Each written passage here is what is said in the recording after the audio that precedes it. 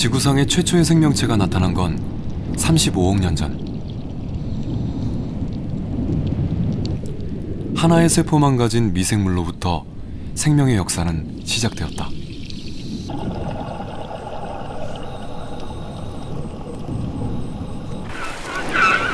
생명의 출현과 함께 진화의 역사도 시작되었다.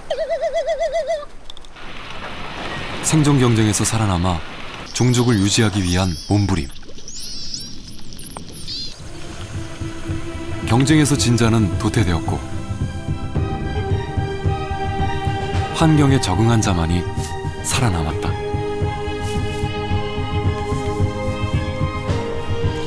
생존을 위한 변신의 몸부림.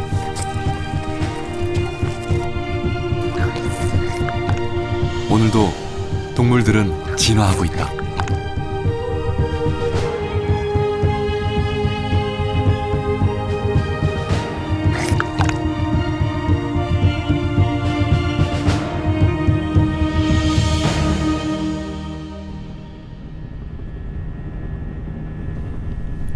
갈라파고스 제도. 남미 대륙에서 서쪽으로 960km 떨어진 화산섬이다.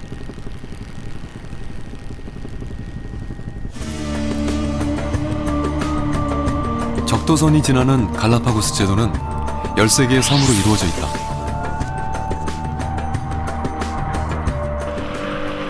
수백만 년 동안 대륙과 고립되어 온 이 섬은 독특한 생태계를 간직하고 있다. 해안가에서 유유히 헤엄치는 이 녀석은 바다 이구아나다. 지구상에서 오직 이 섬에만 서식하는 희귀한 파충류다. 공기를 들이마신 이구아나가 바닷속으로 잠수한다. 능숙한 솜씨로 갯바위에 붙은 해초를 뜯어먹는 바다 이구아나. 파충류지만 이들은 최고 12m까지 잠수해 10분 정도를 버틸 수 있다. 수백만 년 전 육지의 먹이가 부족해지자 바다로 터전을 옮긴 바다 이구아나. 환경에 적응하기 위해 오랜 세월 동안 자신을 변화시켜왔다. 길고 억센 발톱. 미끄러운 갯바위를 쉽게 오르기 위해 진화한 것이다.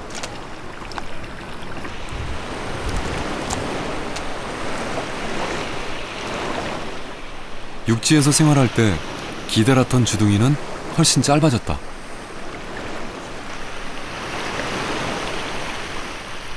바위에 붙은 해초를 뜯어먹기 위해서다.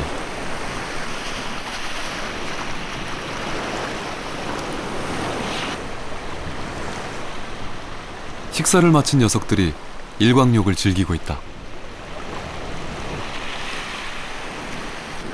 변온동물인 이들은 체온을 유지하기 위해 틈틈이 햇볕을 쬐야 한다.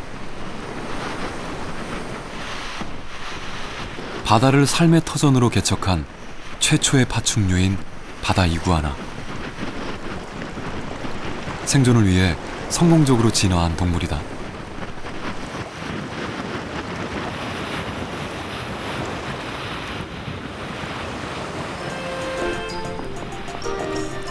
갈라파고스에는 육지 이구아나도 산다. 육지 이구아나는 바다 이구아나보다 턱이 훨씬 길다. 이들의 주식은 선인장 잎과 열매. 이 섬에서 많이 자라는 선인장을 뜯어먹기 위해 이들의 턱은 세월을 거치며 길어지고 단단해졌다.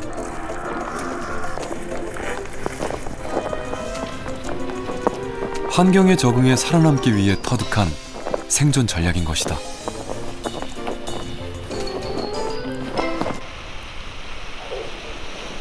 생명체의 진화는 또 다른 종의 진화를 불러온다. 선인장은 육지 이구아나의 공격을 피하기 위해 줄기를 발달시켜 키다리 식물이 됐다. 또 줄기와 몸 전체를 가시로 덮어 자신을 보호한다. 선인장 밑에서 육지 이구아나가 한참을 서 있다. 선인장 핀치가 열매를 먹다가 떨어뜨려 주길 기다리고 있는 것이다.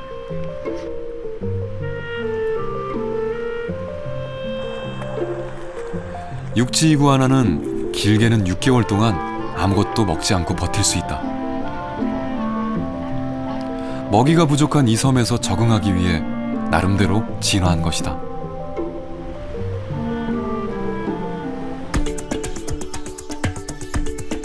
갈라파고스에는 차가운 훔볼트 해류가 흐른다. 한류는 해수면의 공기를 식혀서 상공의 기온이 아래보다 높은 대기 역전 현상이 일어난다. 이 때문에 섬의 높은 쪽은 비가 많이 내려 숲이 발달했지만 낮은 쪽은 식물이 자라기 힘든 건조지대가 됐다.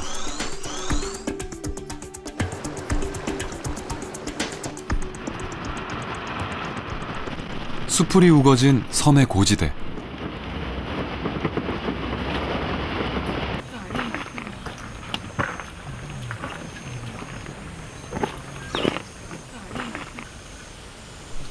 육중한 몸집의 이 녀석은 자이언트 거북이다. 150년 정도를 사는 이 거북은 지구상에서 가장 큰 거북으로 다 자라면 250kg까지 나간다.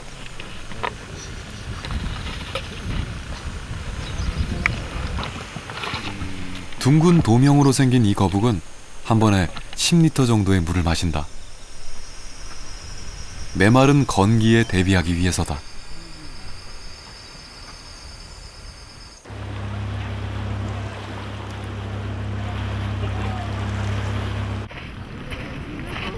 건조한 섬의 저지대.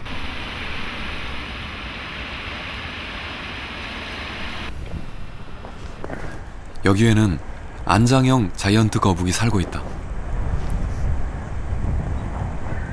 거북들은 등껍질의 앞부분이 높게 올라갔고 목도 더 길어졌다. 자신보다 높은 나뭇잎을 뜯어먹기 위해 스스로 진화한 것이다.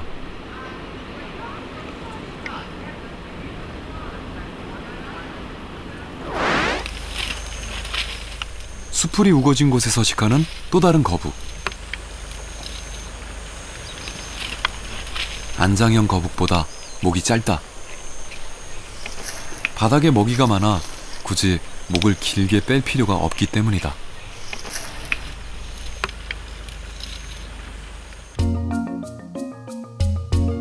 갈라파고스 제도에 서식하고 있는 거북은 모두 11종. 먹이 환경에 따라 각기 다른 형태로 진화한 것이다.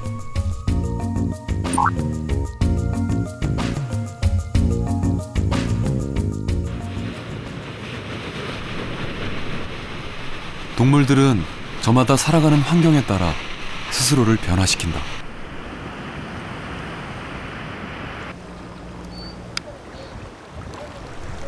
단단한 씨앗을 먹고 사는 큰 부리 핀치. 부리가 굵고 튼튼하다.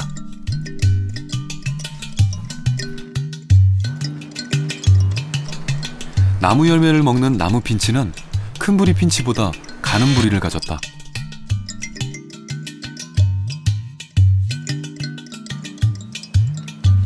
선인장 열매가 주식인 선인장 핀치의 부리는 길고 뾰족하게 발달했다.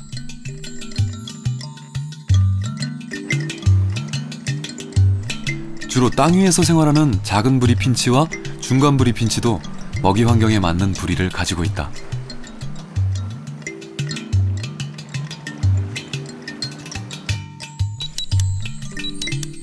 갈라파고스 제도에는 모두 13종의 핀치가 살고 있다.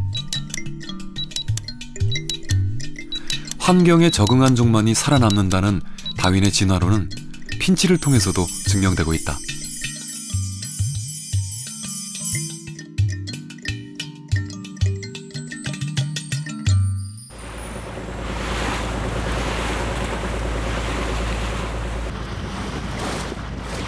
돌고래 떼가 나타났다. 갈라파고스 앞바다에는 수십 마리씩 몰려다니는 돌고래 떼를 자주 볼 수 있다. 이들은 먹잇감을 찾는 중이다.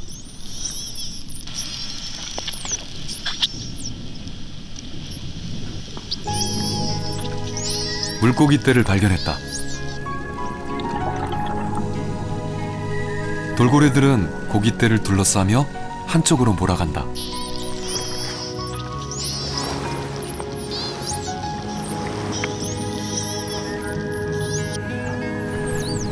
물고기떼가 도망가지 못하게 돌고래들은 역할을 나눠 에워싼다.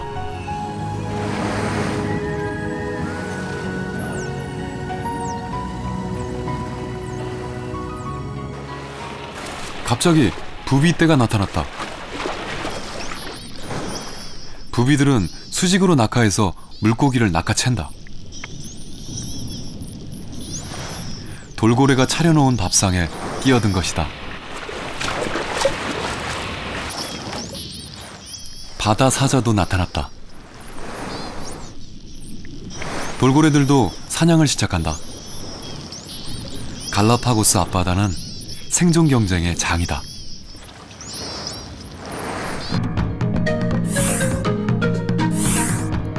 갈라파고스는 4개의 해류가 지나가는 길목이다.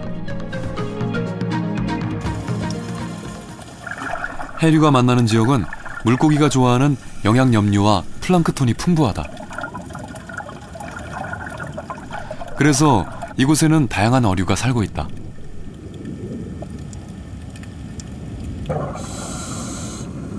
고래상어가 모습을 드러냈다. 거대한 외모와는 달리 성질은 온순해서 사람이 접근해도 해치지 않는다. 다 자라면 몸 길이 18m, 몸무게가 20톤에 달하는 세상에서 가장 큰 물고기다. 고래상어의 배엔 빨판상어와 동갈방어가 공생하며 살아간다.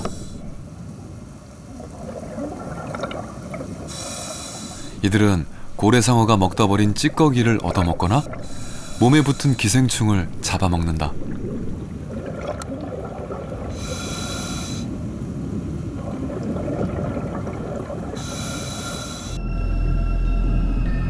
귀상어는 상어류 중에서 가장 진화한 종이다. 망치처럼 생긴 머리는 여러모로 쓸모가 많다. 상하 좌우로 방향을 바꿔 이동하거나 사냥감을 후려쳐 공격할 때 쓰인다. 머리끝에 달린 눈은 시야를 넓혀주고 사냥감을 입체적으로 보게 해준다.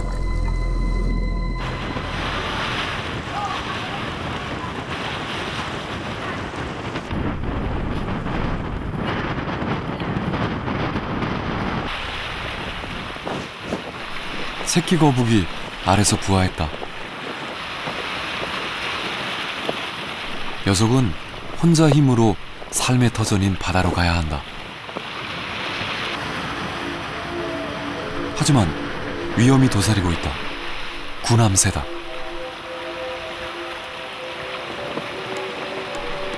몸 길이가 1m가 넘는 군함새는 거북을 잡아먹는 포식자다. 시속 400km로 날 수 있는 이 새는 세상에서 가장 빠른 새로 알려져 있다.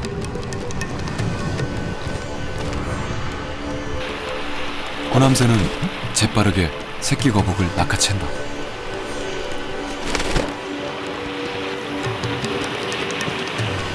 나머지 새끼 거북들은 살아남기 위해 필사적으로 기어간다.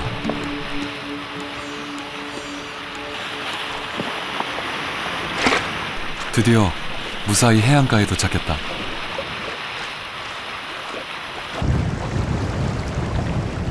군함새는 사냥감을 가리지 않는다.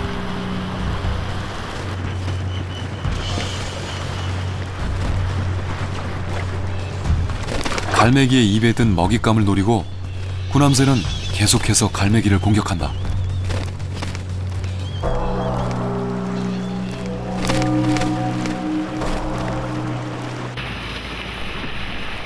열대 조류인 구남새는 갈라파고스 제도의 조그만 무인도에 모여 산다.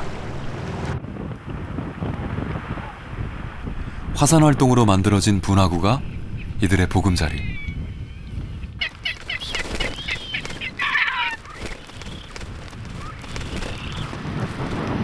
짝짓기 철을 맞은 수컷들의 목주머니는 공처럼 부풀어 올랐다.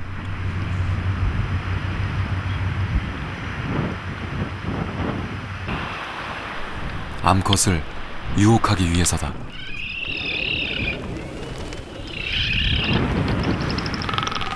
암컷이 나타나자 수컷들은 요란한 몸짓으로 구애를 한다.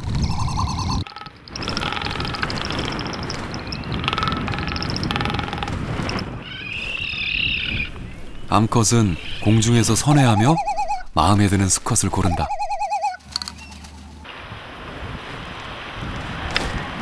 마침내 수컷을 고른 암컷이 둥지 위로 내려앉는다. 짝을 맞이한 수컷은 기쁨에 겨워 머리를 마구 흔들어댄다.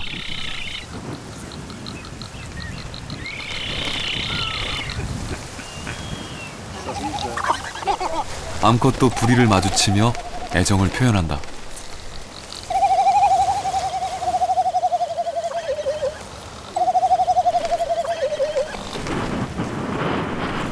선택받지 못한 다른 수컷들은 부러운 시선을 보낸다. 짝짓기는 짧은 시간에 끝난다. 구남새는 보통 한 개의 알을 낳는다. 부부는 새끼가 부화해서 독립할 때까지 1년 이상을 함께 보살핀다.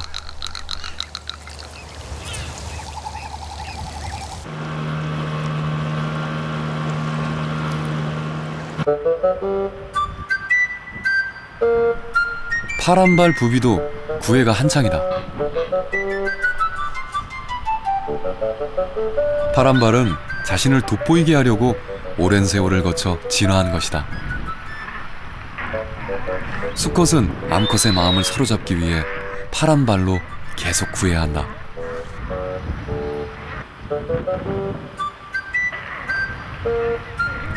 암컷도 수컷이 마음에 들자 사뿐히 앉는다.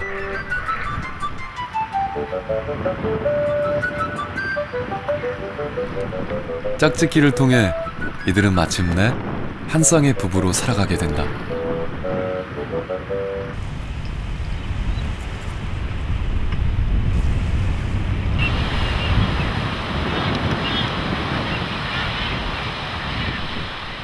파란발 부비 어미가 2개의 알을 낳았다.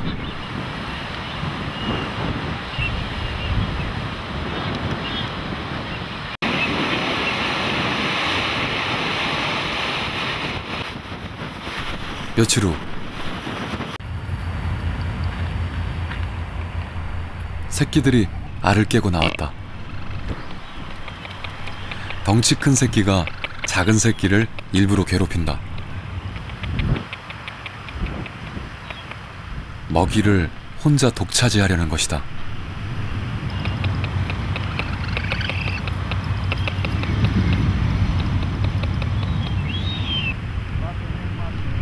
어미새도 이런 상황을 받아들인다.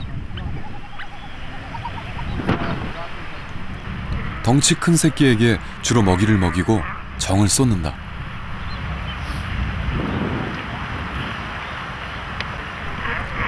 먹이가 제한된 척박한 환경에서 종족을 보존하려면 어쩔 수 없는 선택이다.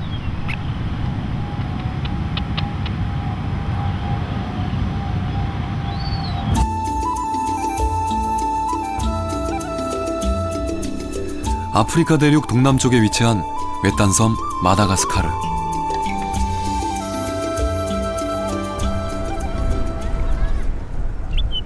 사람들이 이곳에 정착한 건 2000년밖에 되지 않았다.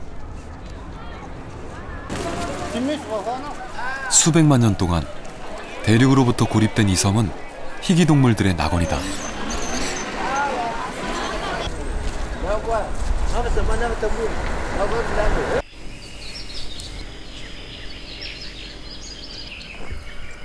시내를 벗어나자 울창한 열대우림이 눈앞에 펼쳐진다.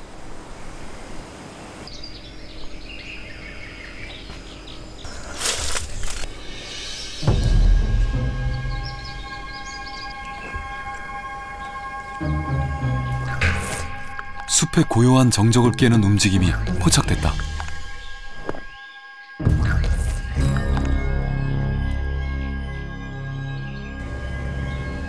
카멜레온이다. 녀석들의 눈은 360도 회전이 가능하다. 제각각 움직이는 양쪽 눈은 사방의 먹잇감을 놓치지 않는다.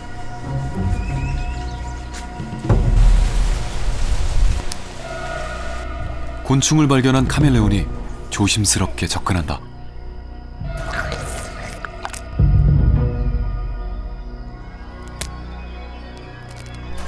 녀석들의 사냥 도구는 다름 아닌 혀다. 기다랗게 발달한 혀는 초속 15m 속도로 발사된다. 이들의 혀는 사냥을 위해 진화된 것이다.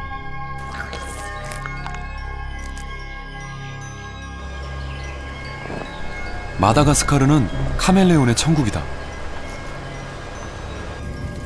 80종이 서식하는데 전 세계에서 서식하는 카멜레온 종의 절반이 여기에 산다.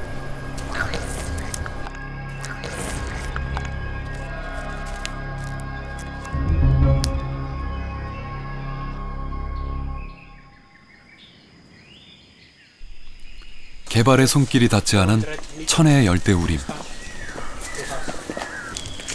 Just on the trunk, if you look in this trunk of the tree. Now in here, and the tail here, can you see the tail look like a leaf? That's why we call it leaf-tailed gecko. 파충류인 입꼬리 개코는 나무에 붙어 산다. To show you him moving. 나무와 비슷한 색깔이라 여간에선 발견하기 힘들다. Yeah. Now you can see very. Yeah. 천적으로부터 자신을 보호하기 위해 세대를 거치며 진화한 것이다. Yes. Now the tail. 녀석들은 살아가는 환경에 맞게 다양한 모습과 색깔로 진화했다.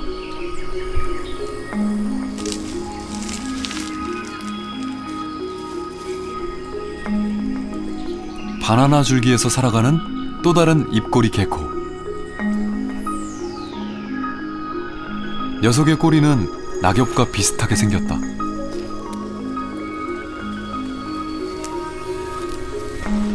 멀리서 보면 분간이 힘들 정도다.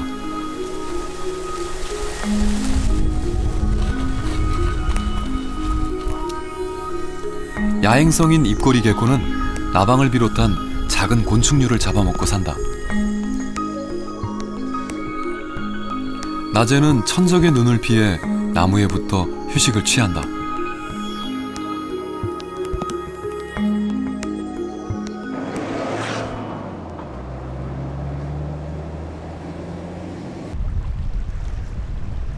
외딴 섬 마다가스카르는 수백만 년 동안 독특한 진화의 역사를 밟아왔다.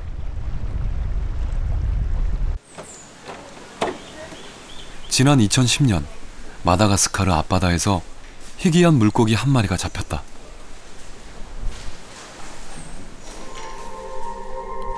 수집가가 사서 보관 중인 이 물고기는 화성 물고기로 불리는 실러캔스다. 지느러미가 유난히 발달한 이 고기는 길이가 1.5m에 달한다.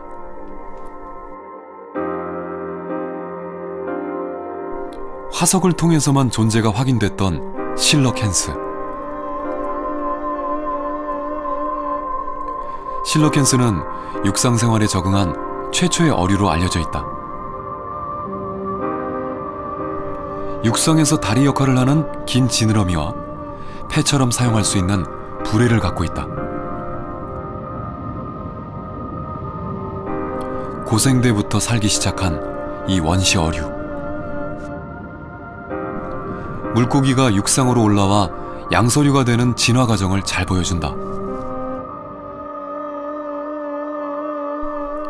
실러캔스는 1938년 남아공에서 처음 발견된 이후 지금까지 200마리 정도만 발견된 희귀 어류다.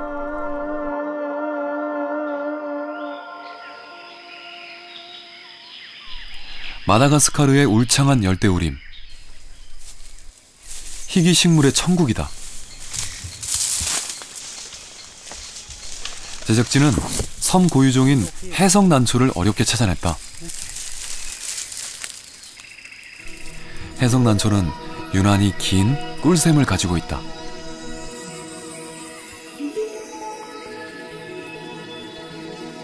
(30cm에) 이르는 꿀샘.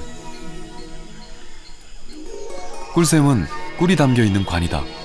식물이 수정을 하려고 곤충을 유인할 때 쓰인다.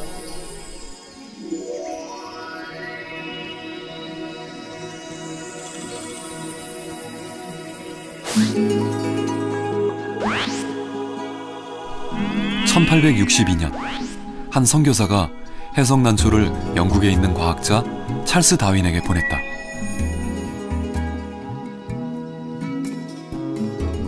진화론을 발표해 세상을 떠들썩하게 했던 다윈. 해성난초를 보고 한 가지 예상을 했다. 마다가스카르에 혀의 길이가 30cm에 달하는 나방이 살고 있다는 것이다.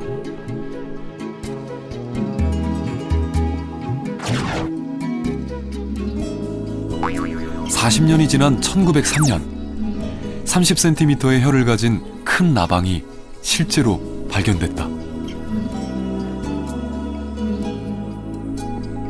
나방은 다윈의 예상이 적중했다고 해서 프레딕타란 이름이 붙여졌다.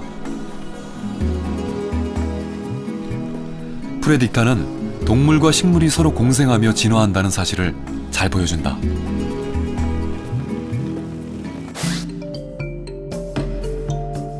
마다가스카르는 동쪽이 높고 서쪽이 낮다.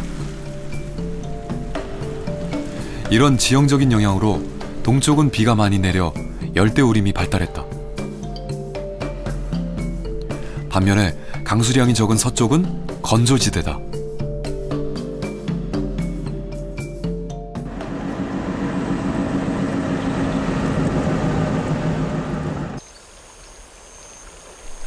섬 동쪽에 위치한 열대우림 지대다.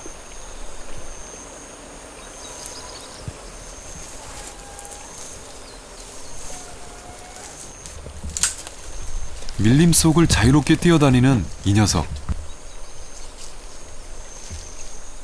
지구상에서 오직 이 섬에서만 사는 인드리 리머다. 리머는 3,500만 년 전부터 이 섬에서 살기 시작했다. 리머는 동물의 진화 역사에서 중요한 위치를 차지하고 있다. 침팬지나 고릴라보다 훨씬 먼저 등장해 영장류의 시조라고 할 수 있는 동물이다. 리머 종 중에서 가장 덩치가 큰 인드리 리머. 채식을 하는 이 녀석은 정글 속에서 연한 잎을 주로 먹고 산다.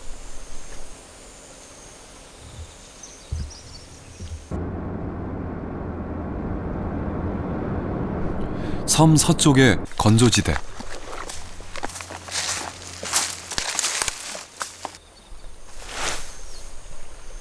이곳에는 시파카 리머가 산다. 시파카 리머는 인드리 리머보다 몸집이 작다. 몸 대부분은 주변 환경과 어울리는 하얀 털로 덮여 있다. 맹금류와 같은 천적을 피하기 위해 진화한 것이다.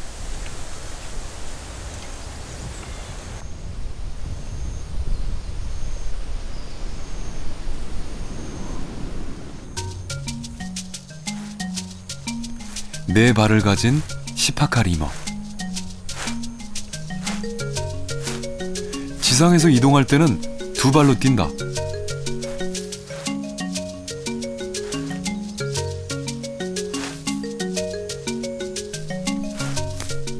시파카 리머를 통해 네 발을 쓰던 영장류가 두 발로 옮겨가는 진화의 과정을 엿볼 수 있다.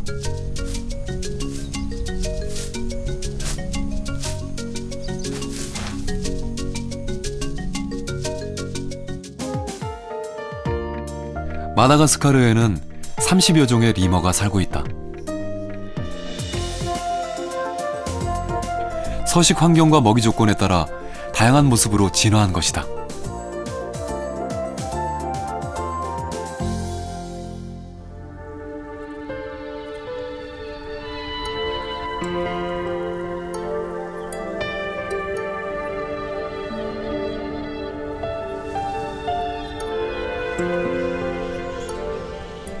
갑자기 소란스러워졌다.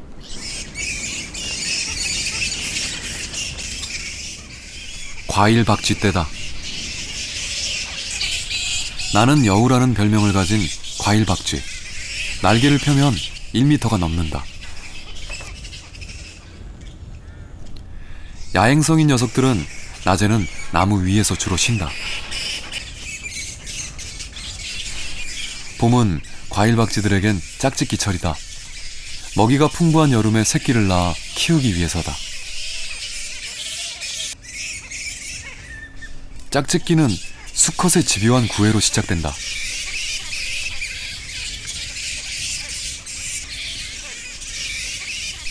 짝이 정해지면 수컷은 암컷의 목덜미를 물며 짝짓기를 한다.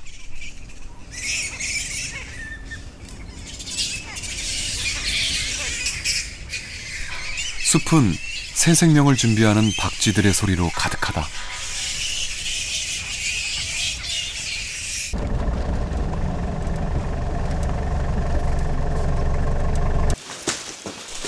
마다가스카르에는 개발의 손길이 미치지 않은 지역이 많다. 세계 자연유산으로 지정된 칭기 지역. 2억 년 전 바닷속에 잠겨있던 석회암층이 바다 위로 드러났다. 오랜 세월을 거치며 빗물이 석회암을 깎고 녹여 현재와 같은 지형이 만들어졌다. 이곳은 희귀종의 피난처다. 건조한 석회암 협곡 안에서 사는 이 파충류는 동굴 개코다. 천적의 눈을 피하기 위해 녀석의 몸은 석회암과 비슷한 색깔로 진화했다.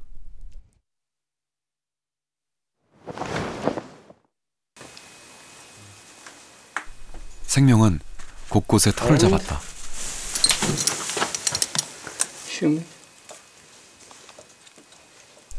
돌 밑에서 발견된 건 만텔라 개구리. 지구상에서 오직 이 지역에서만 서식하는 희귀한 양서류다.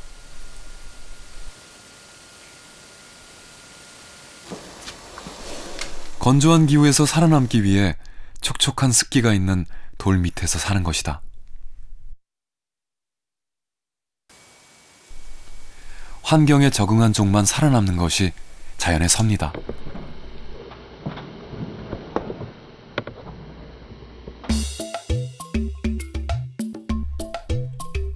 (1억 6천만 년) 전,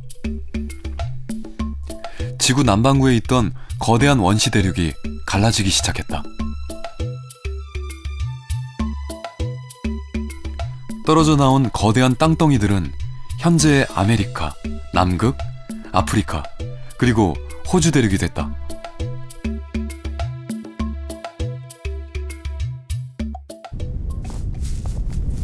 호주의 상징인 캥거루. 건조한 초원지대의 터줏대감이다.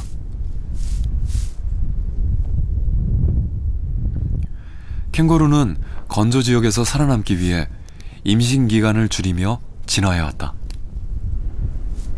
한 달 정도의 임신 기간을 거쳐 미숙아 상태로 출산한다. 그런 다음 육아낭이라 불리는 주머니 속에서 새끼를 키운다. 임신 기간을 최소화함으로써 어미의 활동성을 높인 것이다. 그것은 종족 전체가 살아남기 위한 생존 전략이었다. 캥거루와 같이 주머니를 가진 유대류 동물은 또 있다. 바로 원뱃이다.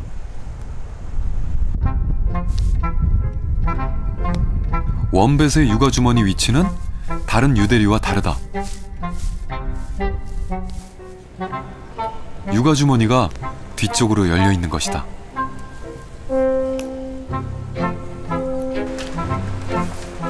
원뱃은 굴을 파서 생활한다.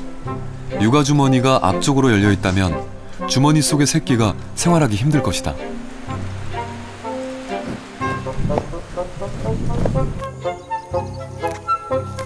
또한 뒤쪽으로 주머니가 열려 있어 어미와 새끼가 동시에 풀을 뜯기에 편하다.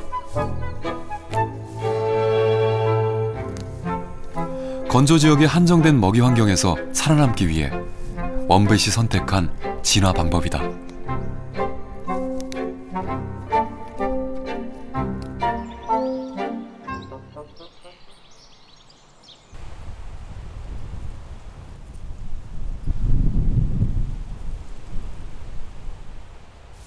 밤이 되자 페디멜론이 풀을 뜯으러 나왔다. 녀석도 육아 주머니를 가진 유대류 동물이다. 주머니 여우도 야행성 동물이다. 나무 위에서 먹이 활동을 하려는 참이다. 녀석의 육아 주머니 속에도 한 달쯤 된 새끼가 들어있다. 호주는 유대류 동물들의 낙원이다.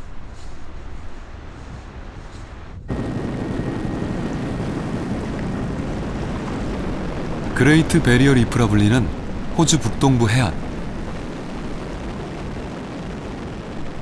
다양한 어류가 서식하는 수중 생태계의 보고다.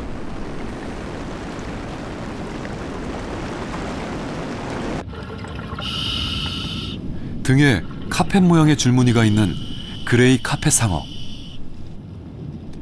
이곳에는 100여 종에 이르는 크고 작은 상어가 살고 있다.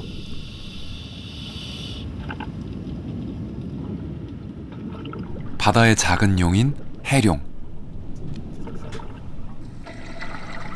45cm 정도의 크기로 포유류에 속하는 동물이다.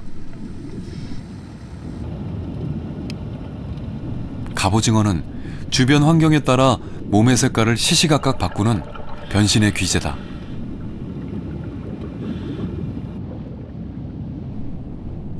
연체동물의 조상인 노틸러스도 호주 바다에서만 발견되는 고유종이다. 6억 년 전에 지구상에 나타난 살아있는 화석으로 불린다. 깊은 바닷속에서 생활하는데 해가 지면 표층으로 올라와 치어를 사냥한다. 돌고래와 비슷한 꼬리와 유선형의 몸을 가진 이 녀석은 해양 포유류 듀공이다. 길이가 3m에 이르는 듀공. 바다에서 육지로 올라와 생활하다가 다시 바다로 돌아간 동물로 알려져 있다. 듀공과 돌고래의 조상은 다르다. 뼈의 구조로 봤을 때 돌고래는 작은 육상동물에서 진화했다. 듀공은 돌고래보다 뼈대가 견고하고 두개골이 발달했다. 듀공의 조상으로 여겨지는 페조시렌. 4개의 다리를 가지고 육상에서 걸어다녔다. 고대 원시 대륙의 생성 초기, 바다로 돌아가기로 작정하자 앞다리는 지느러미로 바뀌고 뒷다리는 사라졌다. 이후 바다에 정착하게 됐고 듀공으로 진화했다. 듀공은 육상에서 생활할 때 사용했던 뒷다리 뼈의 흔적을 아직도 가지고 있다.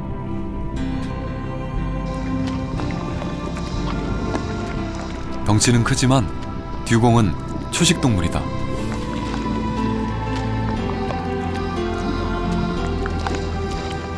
입 주위에 있는 감각모라는 기관을 이용해 진공청소기처럼 해초를 뽑아 먹는다. 듀공의 커다란 두개골은 바닥에 있는 해초를 뜯어먹기 알맞게 진화한 것이다.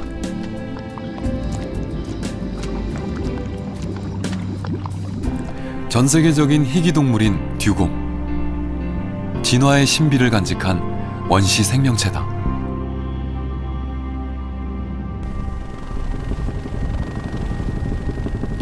호주 대륙은 오랜 세월 다른 대륙과 떨어져 독특한 생태계를 유지해왔다.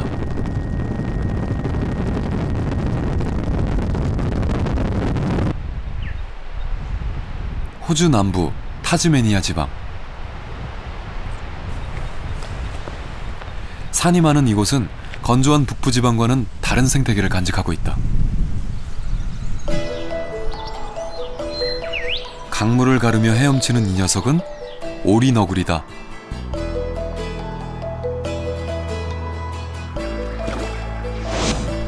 오리너구리는 수달처럼 털을 가진 포유류의 특징과 오리처럼 부리가 달린 조류의 특징을 함께 가진 동물이다.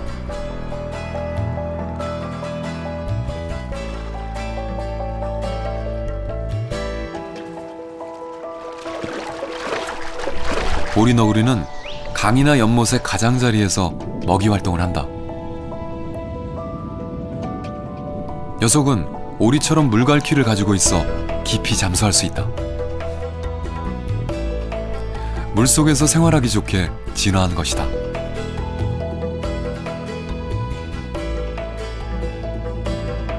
부리로 조약돌을 헤집고 다니며 먹이를 찾는 오리너구리. 사냥할 때는 시력과 청력은 이용하지 않고 부리의 감각에만 의지한다. 녀석이 좋아하는 먹이는 작은 수소곤충과 가재, 지렁이다. 오리너구리는 하루에 자기 몸무게의 반 정도를 먹어치우는 배식가다.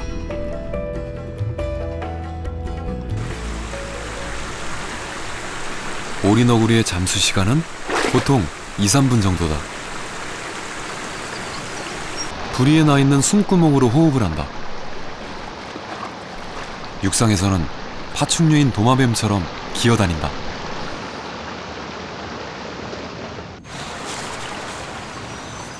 강 둔치에 있는 오리너구리의 굴. 번식기가 된 암컷은 앞발로 최대 30m 길이의 굴을 판다.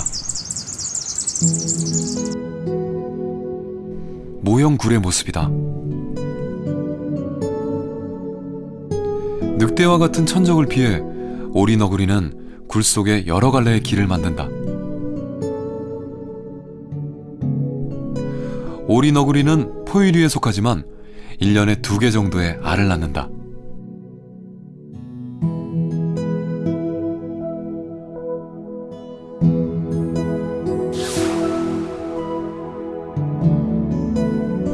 열흘 만에 알을 깨고 나오는 새끼는 어미의 젖을 먹는다.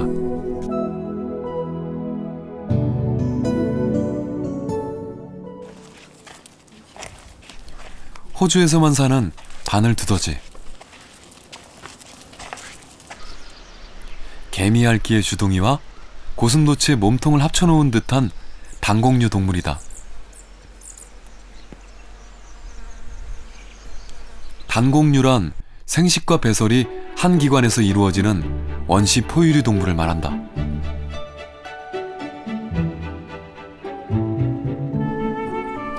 바늘두더지는 오리너구리와 함께 세상에서 둘뿐인 단공류 동물이다. 녀석들은 천적의 눈을 피하기 위해 땅을 파서 숨는다. 온몸에 돋은 가시는 늑대와 같은 천적의 공격을 막는 최후의 보루다.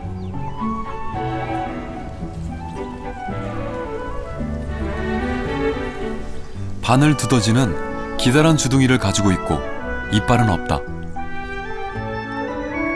녀석의 주된 먹이는 개미와 개미알. 15cm나 되는 혀는 이런 식습관에 안성맞춤이다. 먹이 환경에 맞게 신체가 진화한 것이다.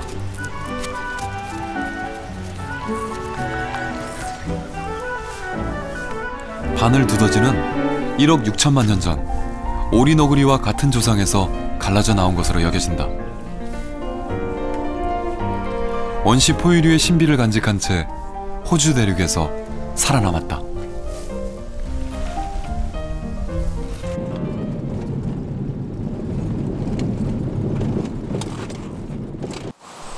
유칼립투스 나무가 울창한 숲을 찾았다.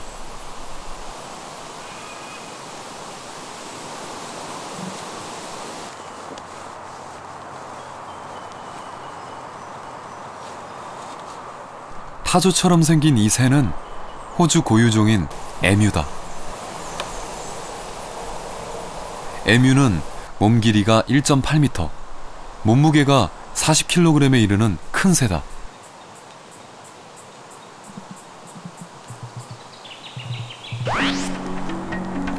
에뮤는 세상에서 가장 큰 새인 아프리카 타조. 이미 멸종해버린 뉴질랜드 모아새와는 친척 관계로 알려져 있다. 이들은 고대 원시 대륙에 살던 한 조상으로부터 탄생한 후 진화한 것으로 추정된다. 대형 포식자가 없는 호주 대륙에서 에뮤는 나는 것을 포기했다. 대신 다리는 길어지고 몸집은 더 커졌다. 이들은 달리기 선수다. 시속 50km까지 속력을 낼 수 있다. 날기를 포기한 대신에 민첩성을 갖추게 된 것이다.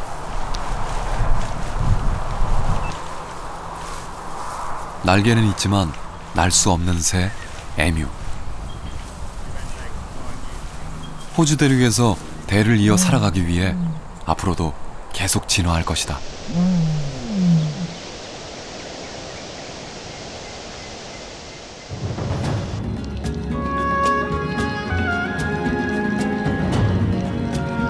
깊은 바닷속부터 하늘 위까지 어디서 살아가든 생명은 진화한다.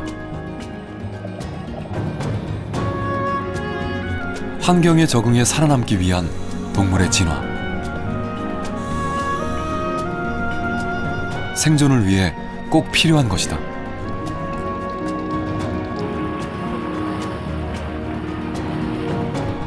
진화를 통해 생태계는 유지돼 왔고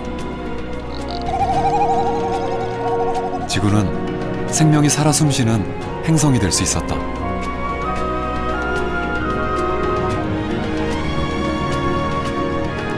지구의 역사가 계속되는 한 동물도 계속해서 진화할 것이다.